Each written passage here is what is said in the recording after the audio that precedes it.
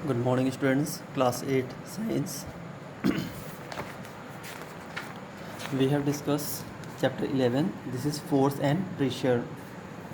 Force और pressure इस chapter में अभी तक हमने पढ़ा कि फोर्स क्या होता है, ठीक है। जैसे कि जब हमें दरवाज़ा खोलना होता है तो हम उसके ऊपर बल का प्रयोग करते हैं, बिना बल के प्रयोग के जो दरवाज़ा है वो नहीं खुलता है। वैसे ही जब हम साइकिलिंग करते हैं तो हमें अपने पैरों से बल लगाना पड़ता है, पैडल को घुमाना पड़ता है जिससे साइकिल चलती है। तो उसके बाद हमने पढ़ा था जो इफ़ेक्ट ऑफ फोर्सेस क्या होते हैं। A force can cause motion in stationary object. जब हम किसी चीज़ पे बल का प्रयोग करते हैं, किसी चीज़ पे बल लगाते हैं तो वो चलना शुरू हो जाती है या अपनी जगह से पोजीशन को चेंज करती है। Force can stop a moving object. बल लगाकर हम मूविंग ऑब्जेक्ट को रोक सकते हैं, ठीक है। जैसे जो क्रिकेट मैच में, फुटबॉल में, वॉलीबॉल में जो क्या करते हैं, आती हुई गेंद को रोकते हैं, ठीक है। जैसे हॉकी है, हॉकी में भी क्या होता है, एक जो टीम है वो हॉकी को पुश करती है, मारती है, ठीक है, हिट करती है बॉल को।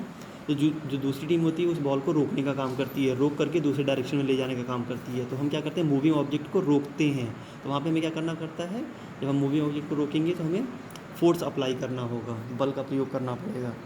Force can change the speed of moving object. Force क्या करता है, अगर किसी पर हम बल लगाएं तो उसकी स्पीड को बढ़ा देता है, ठीक है। फोर्स स्पीड को रोकने के भी काम आता है।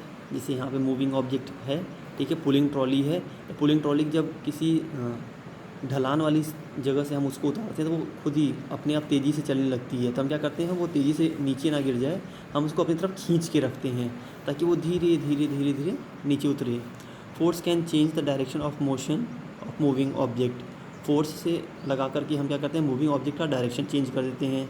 जैसा कि टेनिस मैच में होता है, ठीक है, दो प्लेयर आमने सामने रहते हैं। या जब हम बैडमिंटन खेलते हैं, बैडमिंटन में भी क्या होता है कि हम पुश करते हैं, एक प्लेयर पुश करेगा फिर दूसरा प्लेयर पुश करेगा, तो ऐसे लगातार कॉन्टीन्यूसली। या टेनिस में बॉल है, बॉल को हम रैकेट से मारते हैं, ठीक है, तो दोनों प्लेयर अपोजिट डायरेक्शन में उसको लगातार बॉल को पुश करते रहते हैं। Force can change the size and shape of object. Force के द्वारा हम किसी भी वस्तु का आकार और प्रकार बदल सकते हैं। जैसा कि हमने यहाँ पे एग्जांपल में देखा, ठीक है, आटे का आकार जो है वो बदला जा सकता है। गोलाकार हम बना सकते हैं, रोटी का आकार दे सकते हैं, ठीक है, रबड़ बैंड को खींच सकते हैं।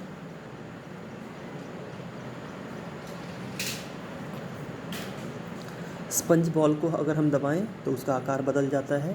या जो मोल्डिंग क्ले होती है, क्ले का आकार हम फोर्स द्वारा, बल के द्वारा हम बदल सकते हैं। टाइप ऑफ फोर्सेस में कल हमने पढ़ा था, जो फोर्सेस हैं वो दो तरह के होते हैं, contact forces and non contact forces, ठीक है। It is mainly two types, contact forces and non contact forces. Contact forces जो होता है वो मस्कुलर फोर्स हो सकता है, ठीक है, मांसपेशियों के द्वारा जो बल लगाया जा रहा है उसे मस्कुलर फोर्स कहेंगे। मैकेनिकल फोर्स हो सकता है, ठीक है, या फ्रिक्शनल फोर्स हो सकता है। इन तीन तरह की फोर्स के बारे में हमने कल पढ़ा था। आज हमारा टॉपिक है non contact forces. Non contact forces में क्या हो सकता है या क्या होता है, ये है, इसके बारे में हम पहले जानेंगे। The forces which act even when there is no physical contact between the object is called non contact forces. जब वस्तुओं के बीच में कोई भी, मतलब वो आपस में कांटेक्ट में नहीं आती हैं, उसके बावजूद वहाँ पे फोर्स लगता है, तो हम उसको नॉन कांटेक्ट फोर्सेस कहते हैं, ठीक है।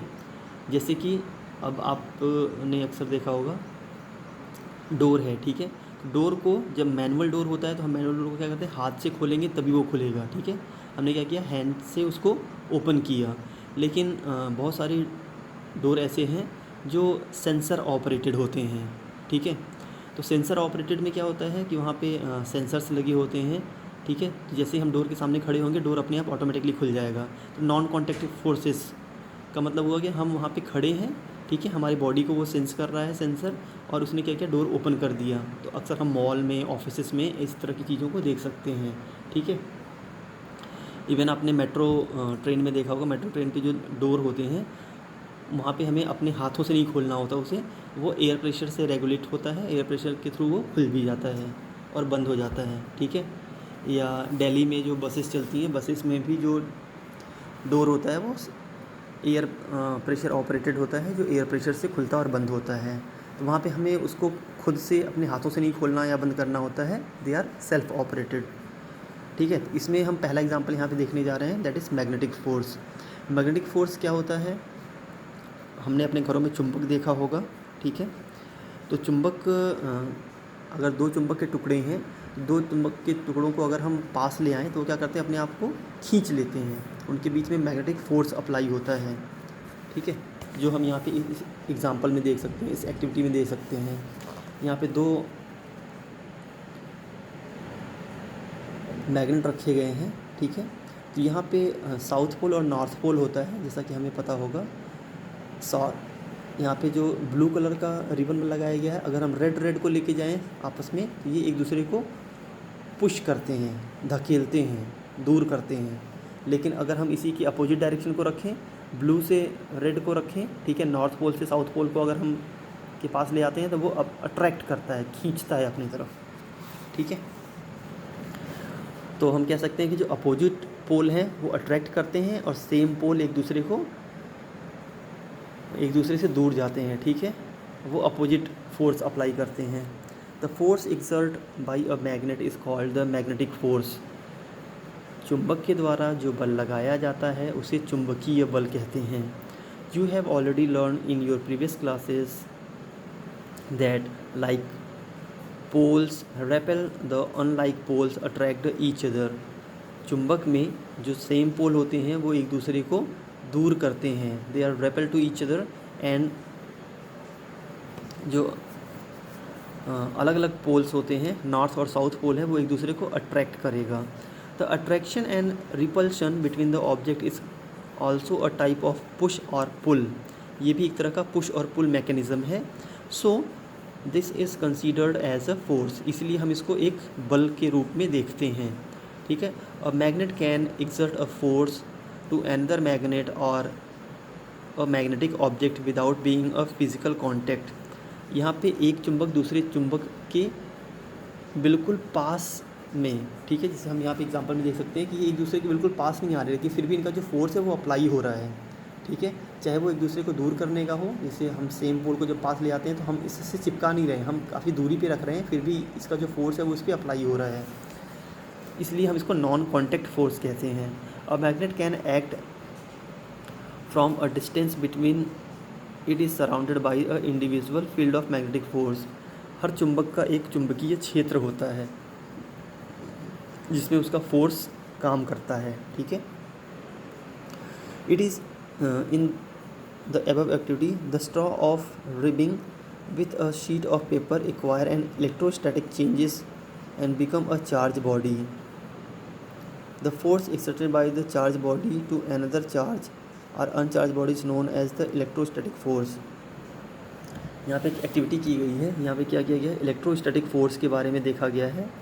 टेक अ प्लास्टिक स्ट्रॉ, एक प्लास्टिक का स्ट्रॉ लिया गया है, कट इनटू 2 पीसेस, उसको 2 भागों में बांट दिया गया है।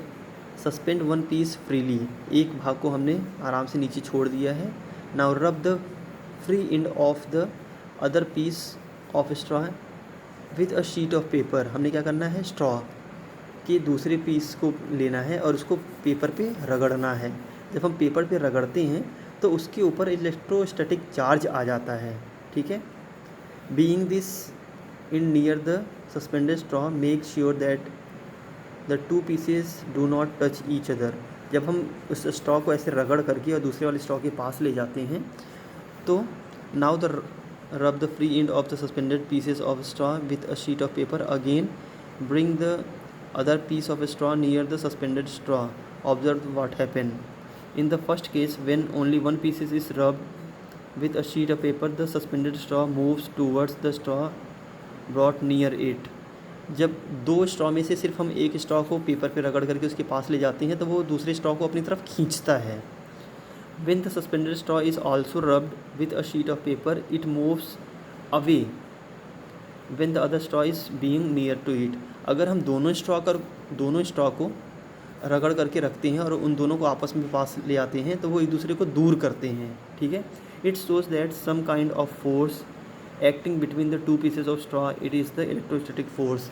यहाँ पे रबिंग, जो हमने पेपर के ऊपर इसको रगड़ा था, इस रगड़ने के कारण इसके ऊपर एक चार्ज आ गया था जिसे इलेक्ट्रोस्टैटिक चार्ज कहते हैं। तो इलेक्ट्रोस्टैटिक चार्ज एक ऑब्जेक्ट से दूसरे ऑब्जेक्ट को अट्रैक्ट भी करता है और रिपेल भी करता है, ठीक है।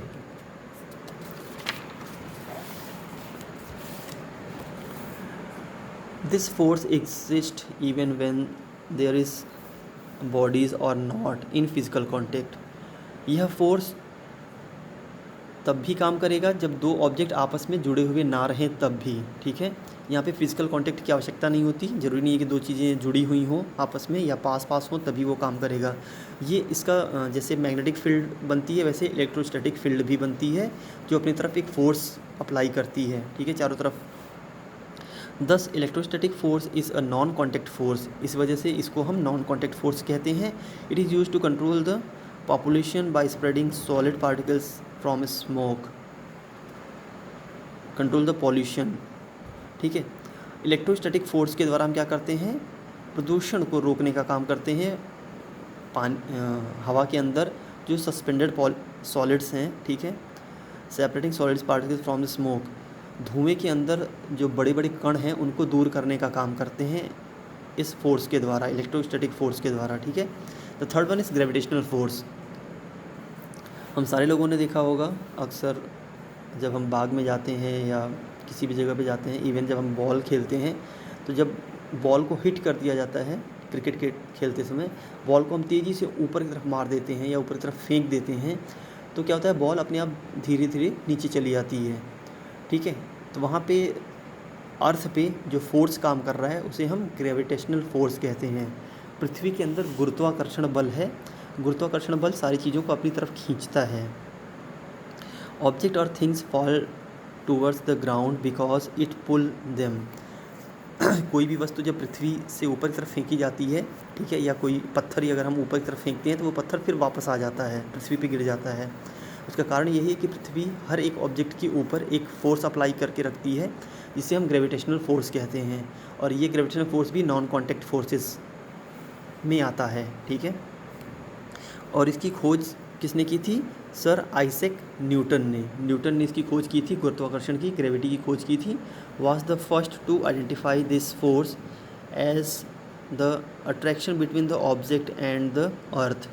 उन्होंने इस चीज़ को ऑब्ज़र्व किया कि क्यों सेब के जो फल हैं वो पेड़ से गिर करके नीचे गिर जाते हैं, पक करके वो नीचे क्यों गिरते हैं, ठीक है। Gravitational force of earth hold the moon in an orbit around the earth.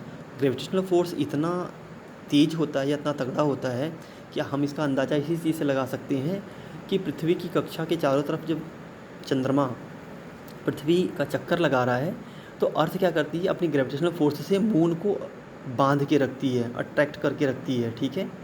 वो उसको इसके क्लास से बाहर नहीं जाने देती। इसी वजह से जो मून है वो इसके ऑर्बिट में हमेशा घूमता रहता है। This called gravitational force. Greater the mass greater will be the force of gravity exerted by it. जितना ज़्यादा, क्योंकि पृथ्वी का भार बहुत ज़्यादा है तो भार के अनुसार उसका ग्रेविटेशनल फोर्स भी बहुत ज़्यादा होता है। Weight of the force of the gravity action on a body of given mass. The spring balance is use to measure weight. When we weight an object using the spring balance we measure the earth gravitational pulls on the object. Gravity के कारण ही हमें अपना भार महसूस होता है, ठीक है।